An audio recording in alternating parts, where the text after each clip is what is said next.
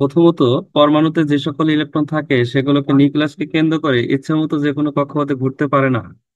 শুধু নির্দিষ্ট ব্যাসার্ধের কতগুলো অনুমোদিত ব্যাসার্ধ বৃত্তাকার পথে ঘুরতে থাকে। একটি নির্দিষ্ট ব্যাসার্ধের অনুমোদিত বৃত্তাকার কক্ষপথগুলোকে প্রধান শক্তি স্তর বা শেল বা অরবিট বা স্থির কক্ষপথ বলা হয়।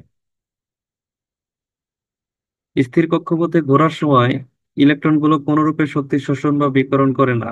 স্থির কক্ষপথকে এন দ্বারা প্রকাশ করা হয়।